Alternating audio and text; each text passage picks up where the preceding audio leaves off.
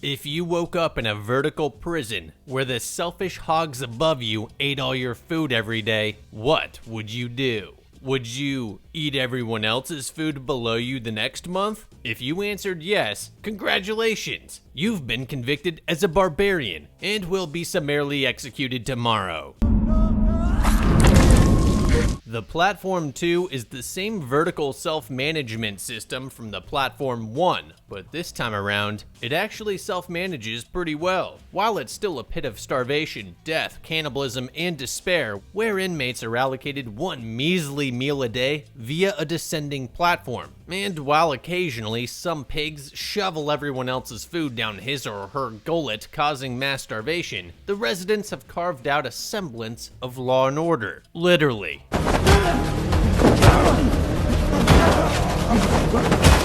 People on all 333 levels communicate issues up and down the platform well. Barbarians are rooted out, and those above the barbarians enforce the law by hopping on the next day's food train to brutally butcher them. There's peace and prosperity in the platform. Each person's food typically makes it all the way to the bottom level, and nobody goes hungry. Well, not really, but at least they try. The system works for a while. There's a few fatal flaws that'll inevitably turn the VSC into a cannibalistic slaughterhouse. But is there a way to correct these fatal flaws, or to at least survive our sentence? Let's find out. I'm going to break down the mistakes made by the residents, what you should do, and how to beat cannibalism in the Platform 2. At the VSC intake, each person is asked the first of two very important questions. What does Marcellus Wallace look like? Does he look like a bitch? What food do they want for their one daily meal? Which they all seem to be enthralled with. Tanya. Pizza. Garlic shrimp, I'd say. And some bulgur wheat. Forget the pizza. I think the more important questions here would be, what is this place exactly? Why is it so secretive? Why do outsiders refer to it as the hole or the pit? Why does nobody seem to leave the VSC after signing up? There's a lot more questions that you could ask, and should verify, but I'd say those are a good start. I'm acting like they have a choice to go to the VSC or not, because I don't think that they're being forced to be there. Their interviews read more like an application. Before entering the VSC, Parampuan is asked, "What are you looking for?" To which she replies, "Time. I need to forget what I did." People will literally go to a place referred to as the pit instead of going to therapy. She's acting like this place is some kind of retreat that people go to reset, refresh, and revitalize. Or in Jocko's words, reload, recalibrate, re-engage. With life. Zamyantin was sent here because his business ventures failed. His wife and kids kicked him out, and his parents thought that he needed to learn some discipline. We also know from the Platform 1, the Goreng volunteered in exchange for a diploma. Trimagasi was given a choice between being admitted into a psychiatric hospital or the hole, and Imoguaira was bribed with healthcare treatment for her cancer. There's no guards present in these interviews. Nobody's wearing orange jumpsuits, and I'm pretty sure prisoners aren't asked if they want warm chocolate cake with coconut sugar for dessert every day. These people are voluntarily admitting themselves into BetterHelp's black site and are asked these two important questions. How would a nerd answer them? We don't. We put the pen down and walk out the front door because who in their right mind would sign their life away to be locked up in a secretive black box therapy prison known by outsiders as the pit, which nobody ever comes out of? Guarantee that I'll have pizza every day. Oh, right. Apparently these people. Applicants are also explicitly told once you're inside, you can't get out until the agreed period is over. Really? Under no circumstances. That's a little draconian. It sure doesn't seem like you value human rights all that much. Could this be a red flag? Nah. In the Platform 1, one of the administration's interviewers named Imoguaira claims that she had no idea that she was sending people into this hellhole. 8 years of processing applicants and had no idea. I don't buy it. In 8 years, it never crossed your mind to check on the people trapped in this volunteer prison, a secretive place called The Hole, where people can't leave, only get one tiny meal a day, and are allowed to bring in weapons. None of that seemed sketchy to you. It's really quite simple. People go in, people don't come out, equals bad. Any sane, semi-intelligent person would never volunteer to go to the VSC, and the more they sweeten the deal, the more I'd run.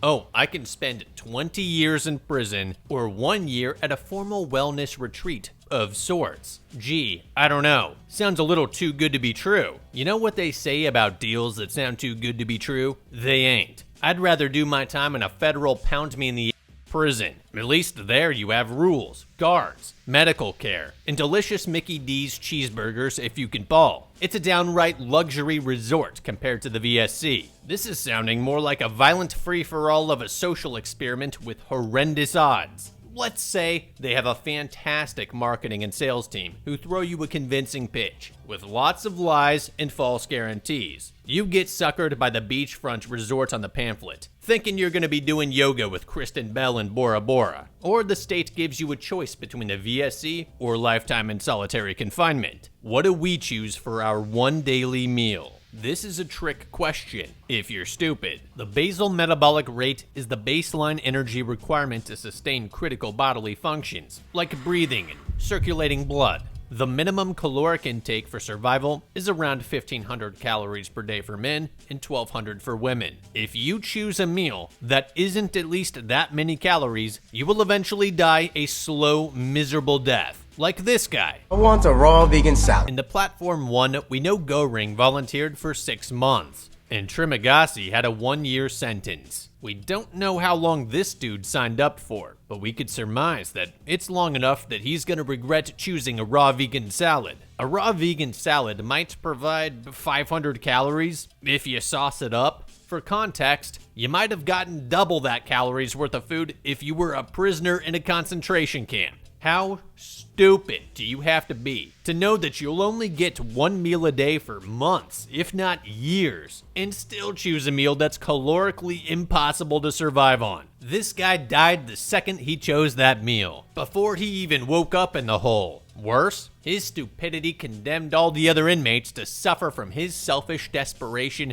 as he slowly starved to death and began stealing everyone else's food. Our food. This is the first fatal flaw in any code of law established by the VSC inmates. Simple jacks who chose meals that they can't survive on. For a calorically survivable meal that's also delicious, I'd request a buttered 35-ounce tomahawk steak with 2 eggs and a loaded baked potato topped with cheese and bacon. With this meal, we'd be getting nearly 3,000 calories of high-quality nutrition. Plus, we could sharpen the bones into shanks or fashion into a Turok-style bone armor vest. We won't just not starve, we'll get jacked, leaving the VSC looking like Cali muscle. Except we won't, because we only have 2 minutes to eat all that. Not even Kobayashi to put all that away in a tight 2. Even if we didn't waste precious chow time like all the other inmates, squeezing in an extra 5 to 10 seconds by eating as soon as the platform came within reach, and another 30 seconds as it descended before we exploded,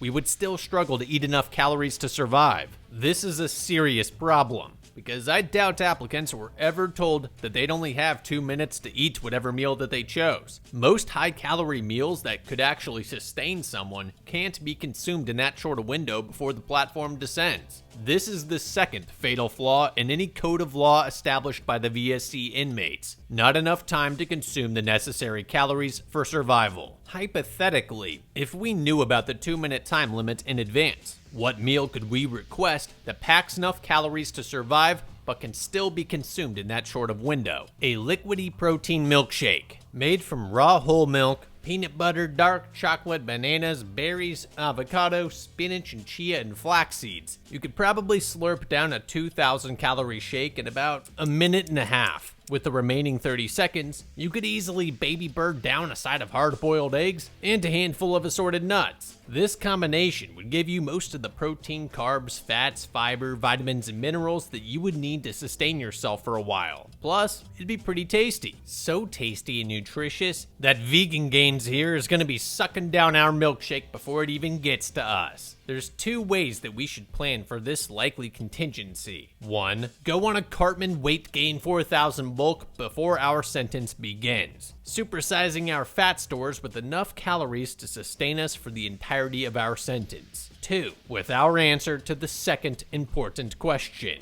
which is, what single item do we want to bring with us? As the ex-VSC administrator Imaguira mentioned in the Platform 1, and as we see in the movie, you're allowed to bring in almost anything that fits within the livable square footage of your cell. She mentioned, people have asked for everything. Guns, crossbows, knives, torches, golf clubs, baseball bats, even an exercise bike. Can you imagine some dude in here working up a sweat on his Peloton? It was probably the vegan salad guy. If you thought choosing a salad for your one daily meal or an exercise bike for your one item was stupid, listen to this guy. That pen. Good. One less threat. Now, she didn't say that they were approved for these items, but they have approved katanas and lighters, which means they don't restrict dangerous weapons or fire-starting items. Gee, I think I'll bring my AR-15 with a 60-round PMAG and a second 30-rounder in the stock. That's 90 rounds of stay the f*** away from my food, or become it. That's 90 rounds of legal enforcement for whatever laws I dictate the inmates follow. Yep, so those are my choices. A milkshake and a machine gun. If for some reason a gun wasn't allowed, I'd opt for a camcorder with a gun concealed inside. An old RCA model could easily hold plenty of ammo too, or maybe a locked briefcase with an MP5 hidden inside. If they're too strict to smuggle firearms in, or if each round of ammo counts as an additional item, a katana wouldn't be a bad pick. I've read a couple of other interesting ideas on Reddit. One Redditor said that he'd bring a worm farm, presuming that since worms can survive and thrive off of human waste, he'd plump up the colony size with his daily dumpy. Then when he lands on a lower level without food, he'll munch down on his homemade dirt and worms. Sounds delicious and all, but there's a few problems. Not a few.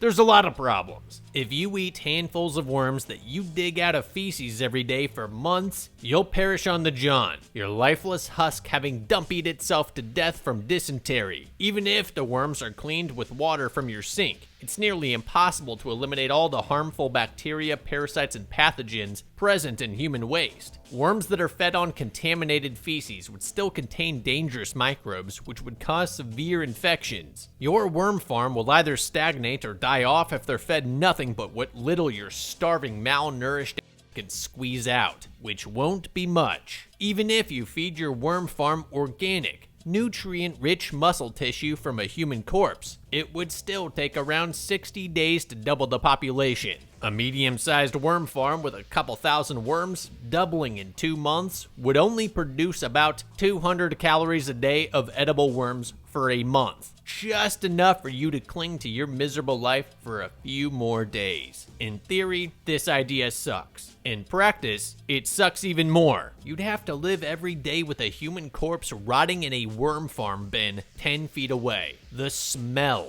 You haven't thought of the smell, you bitch! Worse than that, you'd have to dig through the corpse, yank out a worm, wash it off in the sink, chew it up, then force yourself to stomach it. To consume 200 calories, you would need to eat 100 of these filthy worms. Consuming worms that feed on human bodies isn't exactly a great health strategy either. You'll either shit yourself to death from dysentery, or contract a bacterial infection that'll lead to septic shock and organ failure. Then there's botulism, with toxins like putrescine and cadaverine, causing paralysis, respiratory failure, and of course, death. You might as well just starve. Another Redditor said that he would bring a big sack of salt. That way, if he's forced to eat human meat, he'll be able to cure it first. For this reason, he seems to think that down in the hole, salt would be the equivalent to gold. I'm not so sure. Curing meat refers to the process of salting it to draw out moisture, which spoilage-causing bacteria need to survive. If you're gonna go this route, you'll want specific curing salt, a mixture of high-grade salt, sugar, and curing agents like sodium nitrate, sodium nitrite, and propylene glycol to keep the mixture intact. While it wouldn't be very community guidelines friendly to provide detailed instructions on how to cure humans of diseases, the disease of life, I can provide detailed instructions for the safe, humane processing of animal meat. Here's the process. Humanely restrain the animal. You could use cloth straps while they're unconscious or asleep. Stun the animal with a captive bolt. If you don't have one, you could dribble their head off the concrete a couple times. Hang the animal upside down with a hoist to allow gravity to help with the blood drainage. Then, slit their carotid artery to quickly bleed out the animal. This is essential for food safety and quality of the meat, as proper bleeding prevents spoilage. If you don't have access to a hoist, you could hang them over an edge of some kind. After the animal's been bled, the next step is to eviscerate it, which means carefully removing internal organs. This must be done with care to avoid puncturing the intestines, which could lead to contamination from harmful bacteria like E. coli or Salmonella. If contamination occurs, the meat can spoil or cause foodborne illness, and we don't want that. Next, to skin the hide, then trim off the meat. An average male animal should produce 60 pounds worth. You'll want to thinly slice it to maximize surface area for even curing. If you don't have access to a sharp knife, you could use a broken piece of glassware. Lastly, bury the meat in your sack of curing salt. This all needs to be done within hours to prevent spoilage. And after a few days to a week, depending on the thickness of the cuts, you could begin enjoying delicious cured raw meat. With 60 pounds of meat, you'd have enough to survive for about 2 months at 1,500 calories a day. It's possible the administration's monthly maids would seize your stockpile of cured meat during their routine cleanup. So, to be safe,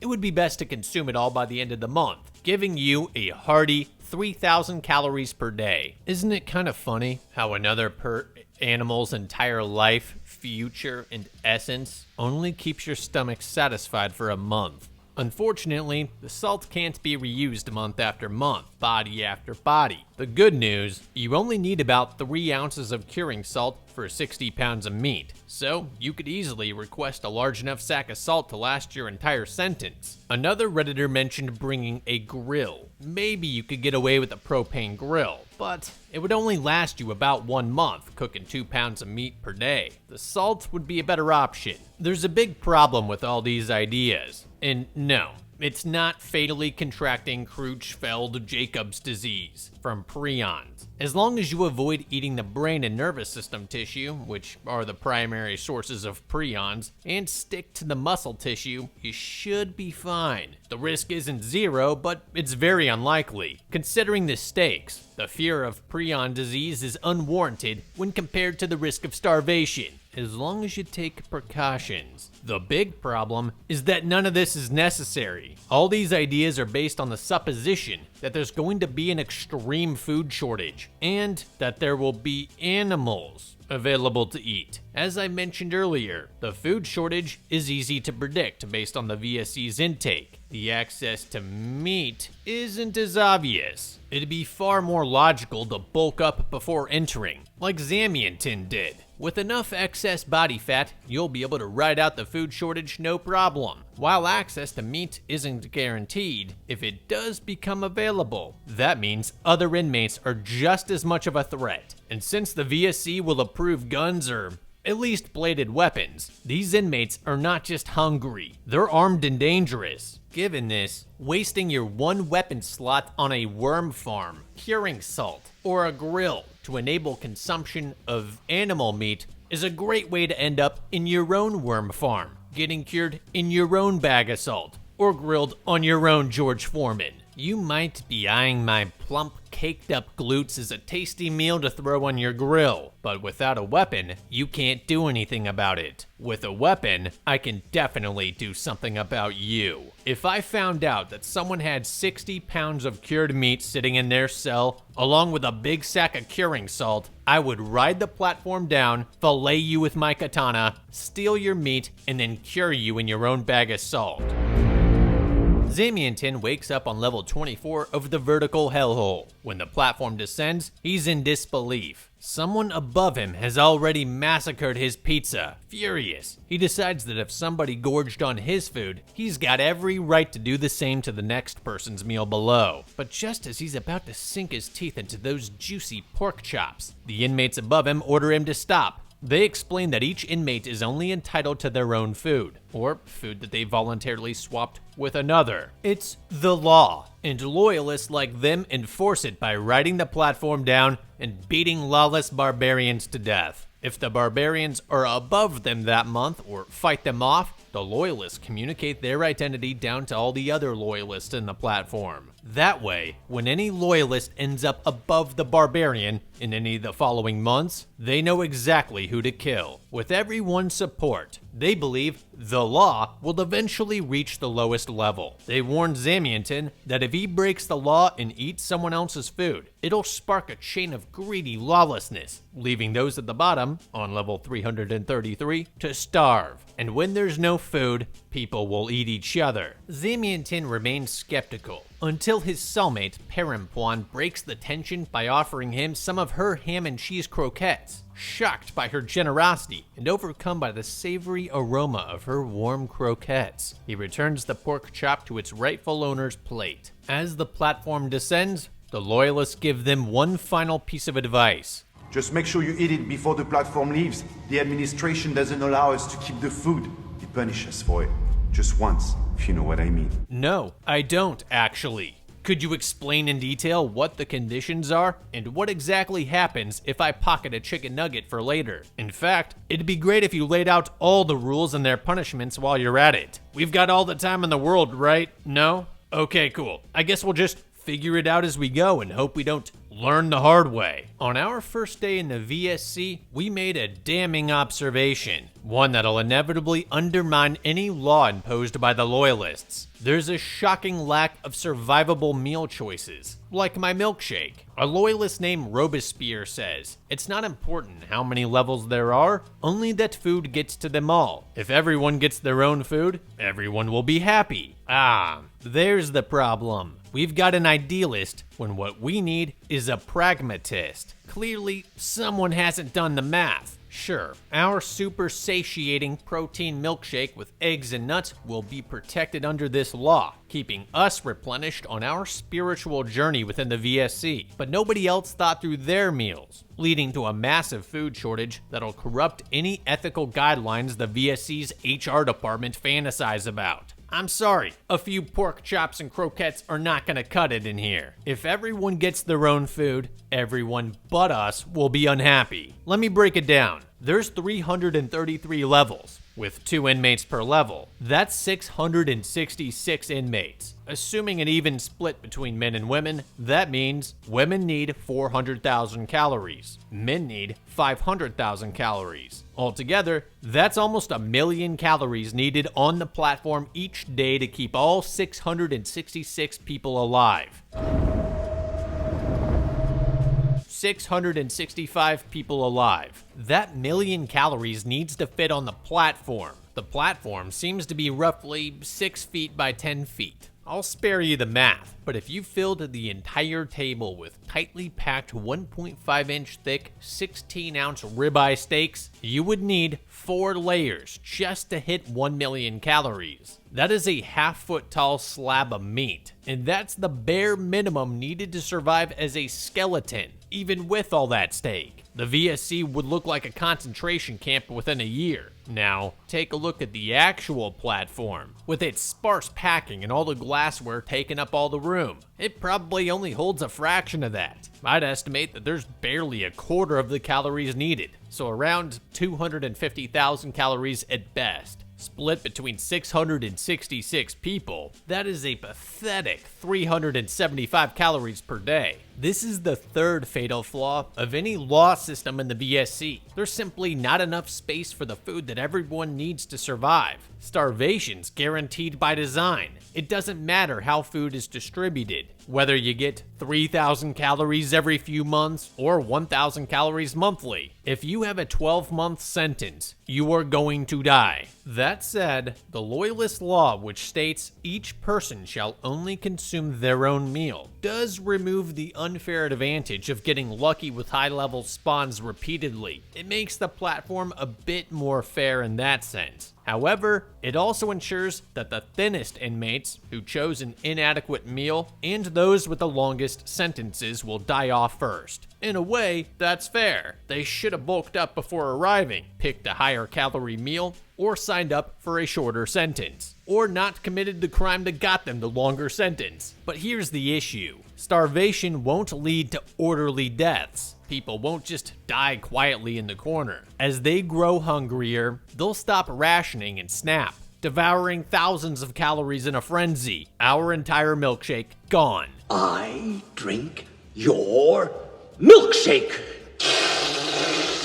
Sooner or later, very little food will make it past the first 33 levels. That gives you a 90% chance of landing on a level without food. With a 12-month sentence, you would be without food for almost 11 months. If you're an average male with 25 pounds of extra body fat, you might last 2 to 3 months without food. It's not looking good. The Loyalist Law will lead to unnecessary deaths because they don't distribute resources efficiently. Sure, the rule is a good start, but it's flawed because it doesn't account for body fat or sentence length. A fatty boombatty with a 4-month sentence shouldn't be garbling down panna cotta when someone with less body fat and a longer sentence needs it more. Under Loyalist Law, a lot of fatties will walk out of here still fat, while people like Perempuan starve to death on their croquettes. If we wanted to maximize the chances of survival for all in the pit, we would allocate food to each according to his needs. Whoa, Nerd Explains is a communist. Nah, this is different because there's no critical production side that needs incentivizing. Here's how we do it. We would divide the 250,000 calories based on excess body fat and remaining sentence length. For example, an inmate with 40 pounds of fat, or 140,000 calories, in 2 months left shouldn't eat. They've got enough energy to last them. Those calories should go to inmates with lower body fat in longer sentences. A woman with 25% body fat in a 6-month sentence would die a month before her sentence ends on only 375 calories a day, her fair share. But with an extra 375 calorie portion from the fat inmate, she would survive. On the other hand, if an inmate has a 12-month sentence and 10% body fat, they're too much of a drain on resources. Chances are, if they're in here for that long, they've committed a serious crime, or they were foolish enough to sign up for such a long stay. It's a trolley problem. Over time, inmates with longer sentences and lower body fat will be a disproportionate burden, reducing overall survival numbers. A more efficient system would prioritize those who can survive it with fewer resources. Of course, this all depends on whether the VSC actually honors sentences. With 666 inmates, someone would notice if inmates started disappearing at the end of the month without dying. Realistically, we can only operate as if they do honor sentences, because if they don't, then everyone's doomed and none of this matters anyways. So how to go about this new nerd law practically? Obviously, we can't go around checking body fat percentages, and people will lie about their sentences to avoid food being withheld. These aren't really problems though. Practically, the sentence length doesn't matter. All the Loyalists would need to do is visually inspect the body fat of those above them and below them. Then only allow food to be rationed out inversely proportional to perceived body weight, based on a normal ration amount of 375 calories, which is roughly 3 small ham and cheese croquettes, or 2 3-ounce boneless pork chops. We would ration like so. Double chin, belly overhang, equals no rations. No visible abs but no belly overhang, half rations. Abs with some love handles, normal rations. Completely shredded with lower ab veins poppin'. Double rations. Distended abdomen, dark sunken eyes. Triple rations. Christian Bale and the Machinist. Quadruple rations to bring them up to a survivable 1,500 calories per day. This is gonna feel unfair to the fat inmates or those who chose a decent meal, and many will revolt simply because comfort food is the only thing providing dopamine in here. But it doesn't matter. Follow the nerd law or go flying. Unfortunately, the VSC isn't under nerd rule, and so the Loyalists' inefficient code of laws will inevitably result in significantly more starvation. What do you know? The situation's already unraveling. Chaos erupts as the barbarians above Perempuan and Zamiantin break out into a full-blown fight. From above, their neighbors shout down a grim warning. If those above can't stop the barbarians, it'll be their turn to pacify them. They're told to break the bars off their bed frames and use them as weapons. Seriously? They need to be told this. If it were me, the first thing that I would do is figure out how to defend my stuff. And let's be honest, take someone else's stuff while I'm at it. We're trapped in a prison with a catastrophic food shortage, no guards, and they're serving food on breakable glassware. Oh, and can't forget, every inmate has access to metal bed frames that can be stripped down into makeshift clubs. Gee, looks like we may need to equalize the playing field with our own weapons in order to protect ourselves. If those bed frame bars could be stripped, they'd already be in my hands. If the glassware could be collected, I'd already have a pile. I would break the glass, tying shards to the end of a bed frame pole for a spear, and wrapping another in cloth as a dagger for close combat. But if this is your grand plan for self-defense, well, you're screwed. Remember, each inmate could bring one item into the VSC. Some could have brought a knife, maybe even a sword. Hell, there might be a psycho walking around with an AR-15. If that's the case, your bed frame pole is not going to cut it. And in the middle of all this chaos, we get a front row example of the rule Robespierre mentioned. You keep food, you die. Whether you're hoarding it or if the fight scatters food across the cell, once the buzzer rings, you've got 30 seconds before the VSC explodes you. She should have known there was far too much food and way too little time to get rid of it. The moment those cell burners kicked on, she should have jumped down to the level below. She didn't, and that's great news for us. I say let her burn. Those flames should sear her meat up for us quite nicely. The VSC won't let us keep food, but we can keep people, and people are food. So, looks like we need to go find that Redditor who brought the curing salt. Oh, but cannibalism is against the law here too. Why? For the same reason that eating a dead person's food is banned. As Robespierre says, nobody should ever benefit from the murder of a comrade. The arbitrary distribution of the leftovers grants a privilege to a small few, and nobody respects a law that allows inequality. So not only does this loyalist scum want us to toss perfectly cooked meat off the ledge, but he also expects us to flush away her food and the dead barbarian's food down the toilet. The scarcest resource in the VSC, critical to survival, literally flushed away down the toilet, therefore exacerbating the starvation and desperation. Idiots. That's food that could have been given to those starving in the worst conditions, the Tier 6 inmates who need quadruple rations just to stay alive. Robespierre claims food has been reaching lower levels each month. This month it made it to level 175. If only there was some extra food that could have been given to those on level 176 or below. I get it. With the loyalist laws, eating that food would be arbitrary and unfair, which is why they need to adopt nerd law, where food gets passed down and rationed according to body fat percentage. Simple, easy. Zamyatin couldn't resist the temptation. For the rest of the month, he secretly ate from the meals of the deceased inmates. Of course, the rat loyalists found him out, and at the start of the next month, they planned to come down and punish him. Not wanting Perempuan to suffer for his gluttony, and because this place sucks, he set himself on fire with his lighter and walked off into the hole, smashing against every edge on his way down.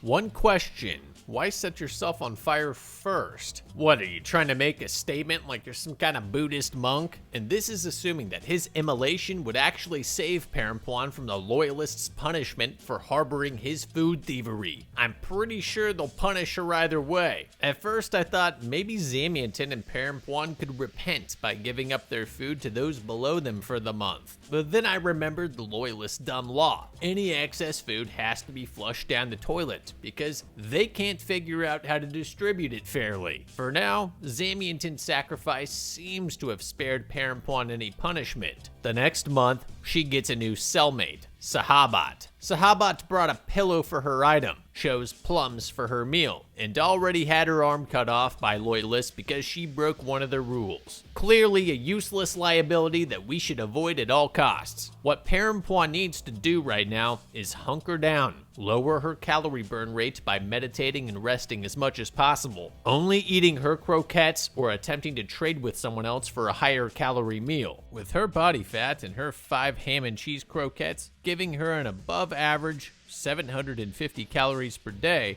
and with food making it down to floor 175, she'd be on the verge of death, but she might survive a 6-month sentence if she plays her cards right. If she volunteered for any longer than 6 months, she's completely doomed, unless she can convince the loyalists to follow nerd law. While she's enjoying the time that she signed up for, she needs to do her best not to break any rules or become guilty by association with idiots or lawbreakers like Zamyatin or Sahabat. I'm sure she'll totally do this. The inmates below shout up that there's a barbarian 3 levels down, and they're planning to punish him. Last month, this barbarian was on level 2. He killed his cellmate, ate everyone's food until he puked, and even killed the loyalist from level 1 who tried to stop him. Wait, that barbarian is the pen guy?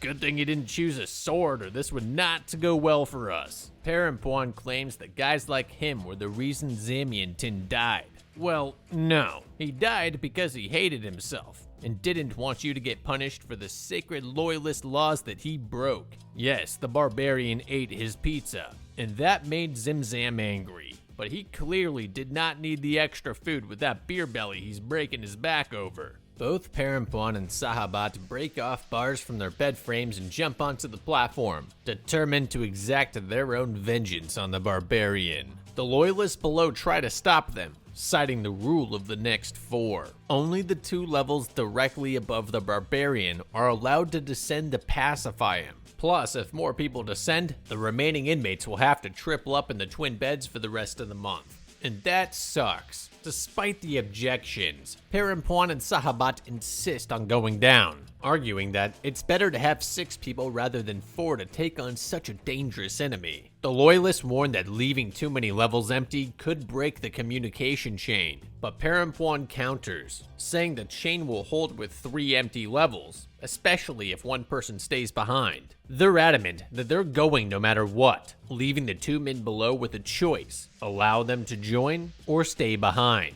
both of which are technically breaking the loyalists' rules. They compromise. One of the men decides to stay to ensure the communication chain remains intact, while the other goes with him. This loyalist law is just as dumb as all their others. The problem with the rule of the next 4 is that if a level has 2 barbarians, sending down 4 loyalists only gives a 2-to-1 advantage, which means nothing if you're stuck with an elderly man and woman against a younger, stronger, and more violent barbarian. 3-to-1 is better, because typically, the barbarian will land a good hit on one loyalist right away, instantly bringing it back to a 1v1.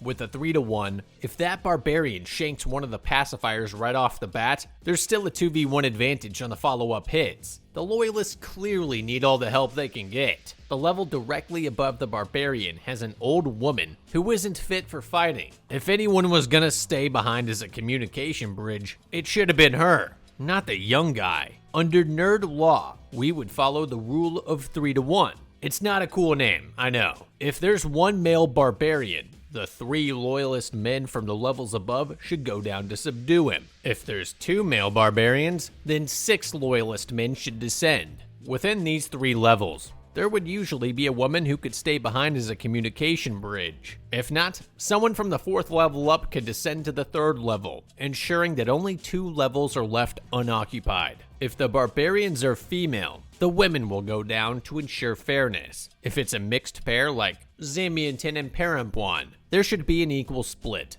3 men and 3 women to pacify them. This strategy not only guarantees a heavier numerical advantage without creating a communication gap, but also ensures that men fight men and women fight women. Of course, if there's barbarians on any of the first 3 floors, then all loyalists above them must join in, regardless of gender. In this case, it's the 5 of them versus just 1 barbarian. Should be an easy clap. The barbarian nearly slaughters them all, only surrendering when Perempuan traps him under an incoming overhead slam. For some dumb reason, she allows him to escape further down. See what I mean? Even with an extra loyalist facing only a single barbarian, they still got butchered. This failure was partly due to the strategically flawed rule of the next 4, which only allowed 2 male pacifiers to fight in this instance. They also made egregious tactical errors by not preemptively crafting more effective glass shard spears and shanks before descending, and not crouching low at the center of the platform to protect their vulnerable legs while the platform descended. Sahabat breaks down, crying that they need to keep going down. Perempuan holds her back, telling her the barbarian won't get far. But to her surprise, Sahabat confesses that she didn't come down for justice. She's trying to escape. Sahabat explains that she's been locked up for 6 months, with much more time left to serve. Since she chose plums as her meal, she's either gonna starve to death or die at the hands of the loyalists with a mouthful of somebody else's food. Oh, and she also mentions that the Anointed Ones will severely punish the both of them for breaking the rule of the next 4, showing Perempuan her severed arm before giving her a little history lesson. One day, she and her cellmate, Kakasa, found a malnourished young man, barely alive. They took food from a dead person and gave him more than his portion. A few days later, an Anointed One arrived. Dagan Bobby, the strictest of them all. He decided to make an example of them for breaking the law. Kakasa resisted and gouged out his eyes. As a punishment, Dagan Bobby had her tied to the platform and sent defenseless to the lower levels. They cut off Sahabat's arm and forced her to watch as those below ate Kakasa alive. Wait. You knew even breaking minor laws like the rule of the next 4, even with good intentions, could lead to this severe of punishment, and you still let Perempuan get involved, thinking that she was helping. Also, you could go down a few levels searching for a painting you foolishly believe will help you escape. That's messed up. I knew she shouldn't have trusted you. You do realize you could have just gone down by yourself in search of it at the end of the month, right? Well, since we're stuck in here with nothing else to do, entertain me. Sahabat reveals her master plan. They will keep descending down the platform until they find a specific painting. Then they'll wait for the end of the month, when the VSC system resets. At the precise moment that they smell the sevoflurane sleeping gas seeping in, they'll eat a chunk of the painting. This next part, she words very dubiously. She says the admins will think that they're dead and remove them from the pit. After that, they'll have to improvise. Not exactly Ocean's 11 here. Sahabat's being extremely vague with the details. Does the painting contain some sort of toxic substance that when ingested causes super chill death-like symptoms, like deep sedation, bradycardia, and bradypnea?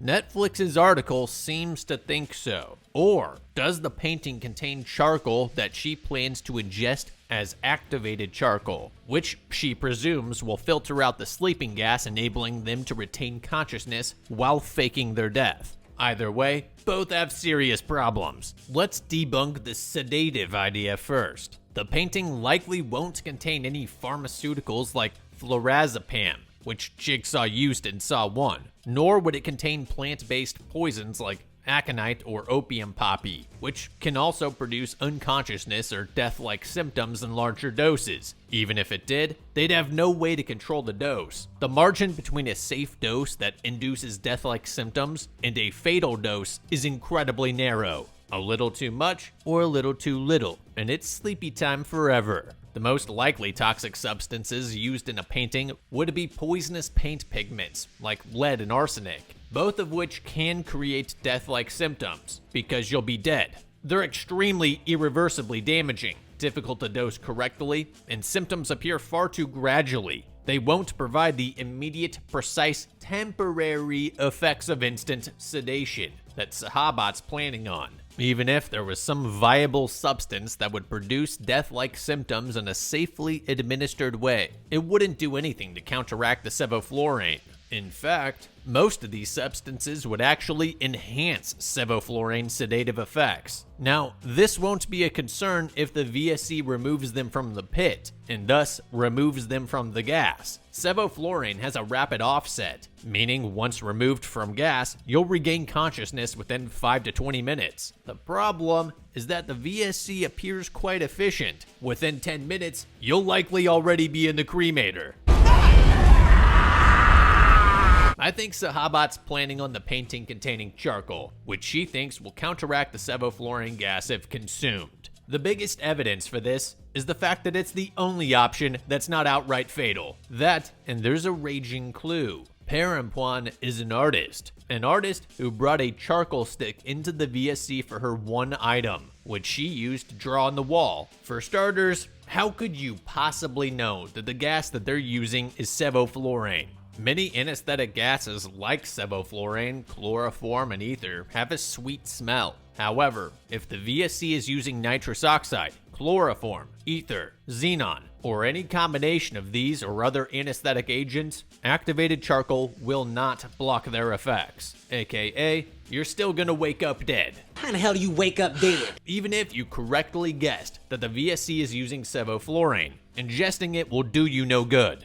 Activated charcoal works by adsorbing toxins in the digestive system, which don't interact with gases or inhaled agents because these substances are absorbed through your lungs, not the gastrointestinal tract. Even if you stuffed charcoal in your mouth chubby bunny style, it still won't effectively filter the gas. For that, you would need a proper respiratory filtration mask. Even if you somehow managed to filter the gas, kept your eyes shut, and played dead, how do you know they won't check for a pulse before removing the bodies? And even if they were lazy and didn't check, how do you know they take the bodies out the top? There's no indication that that's the case. That's where the food comes from. I'm guessing you're imagining some quiet green pasture graveyard where you dig yourself out and escape.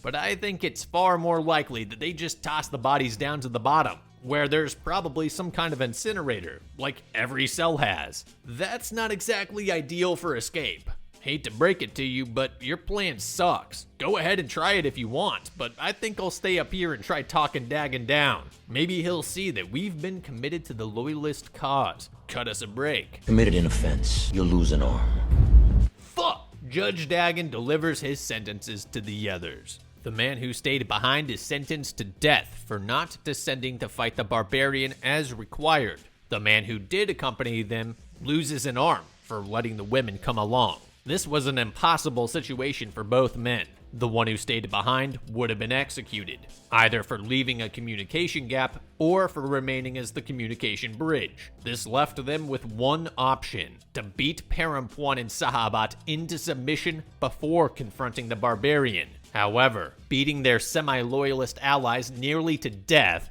especially when their only other teammates are an elderly woman and man, was not only insane, but would have exhausted them before they even faced the barbarian in a fight to the death. They did what they had to do under the circumstances, prioritized their energy on the bigger threat. They were reasonable in that moment, but they've now been unfairly punished for Perempuan and Sahabat's actions. Dagon should have focused the severest punishment on Sahabat, the true instigator of the situation. She knew the stakes, knew the law, and still recklessly broke it, dragging Perempuan and the others into a situation that could have cost them everything. And all for what? Some delusional plan to escape by choking on a painting. Perempuan watches in horror before it's her turn on the chopping block.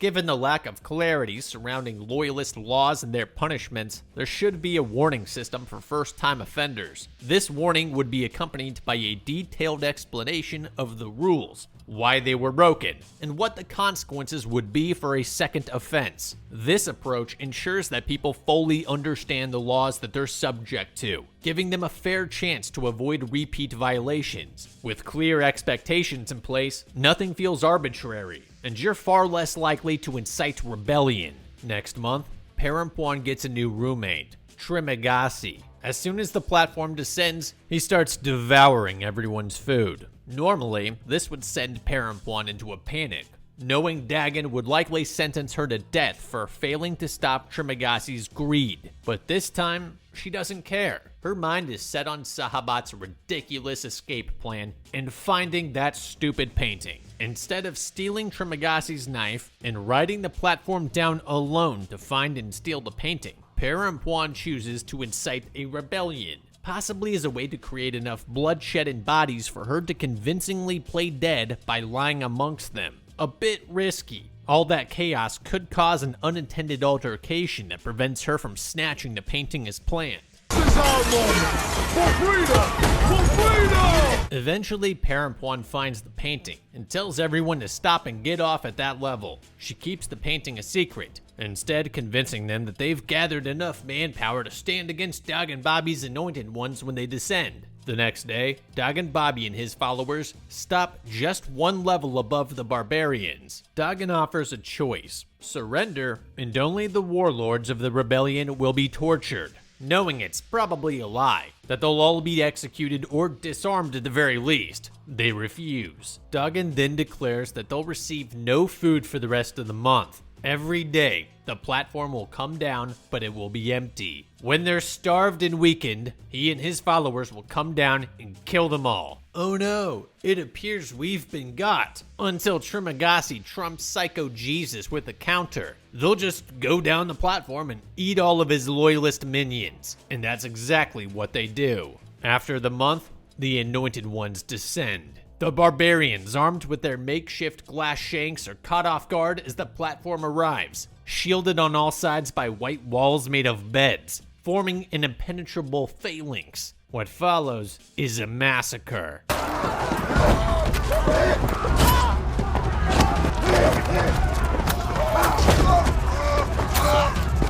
In the end, only Perempuan and Trimagassi are left alive. Perempuan offers Trimagassi a piece of the painting to help him escape, but he refuses, smiling, telling her that this past month has been the best of his life. The stubborn, sick old man. I know this looks like her poisoning herself, but vomiting is fairly common after ingesting activated charcoal. Based on this, it appears she chose to ingest the charcoal instead of just stuffing her cheeks, meaning that it would have zero effect on the sevoflurane gas if this were even remotely realistic. During the monthly reset, when the prisoners are unconscious from sleeping gas, the VSC is suspended in anti-gravity and swarming with guards. Perempuan is tied up amidst a mass of anointed and barbarian bodies being transported to the bottom of the pit. It's there that she finds a child and decides, for some inexplicable reason, to take him to the very bottom of this hellhole. A zombie-like woman tells her, only the children can ascend. Your journey is over, but he will have another chance. So Perempuan lets the child go. But how does she know this? Maybe someone tried it before, but come on. They put the kid in here. He's not going home. Perempuan leaves the child on the platform to ascend to the top while she joins the undead in the pit. Her habitual terrible choice making culminating in her inevitable demise. The old hag aside, why doesn't she try to ascend too? The platform moves upward at an incredible speed, making it blatantly obvious that riding it to the top wouldn't end well. You'd either slam into the ceiling and get flattened like a pancake, or if it slows down and you bounce off some anti-grav ceiling, they'll just send you right back down. It's not like the people at the top would greet you with, "Oh, hey, the front door's right there. Have a nice day." If riding it up were an option, it would be a ridiculous loophole, undermining the entire design of the VSC, that everything's meant to flow down.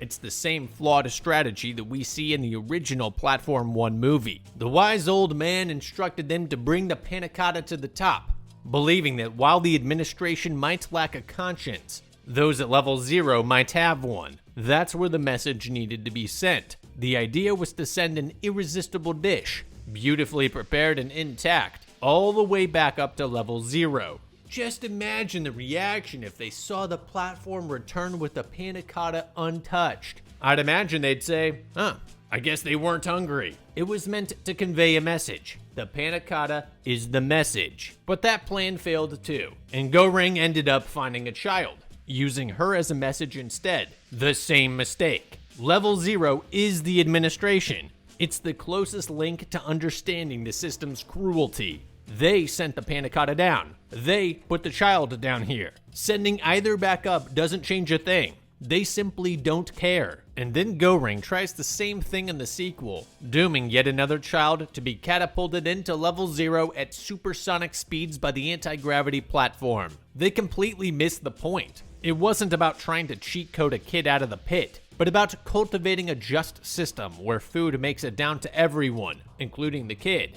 Nerd law. Perhaps if a child could survive for a month, it would prove that the prisoners had finally learned the value of human life. The only way for them to stop suffering was to become better people, or some type of friends along the way type of thing. Instead, the administration intentionally puts enough food for hundreds of people on a single table, sending it down into a concrete pit filled with desperate prisoners. They've been in the pit, seen the carnage with their own eyes, removed the bodies, and scrubbed the floor clean with bleach. They know what happens, and yet they don't care. They're completely fine with people murdering each other and starving to death, but somehow we're supposed to believe that they've changed their minds because a child's involved? All the suffering of countless other human beings didn't matter, but suddenly, a kid changes everything. Come on, they don't care about your message. You know why this won't work? Because there's a sequel, The Platform 1,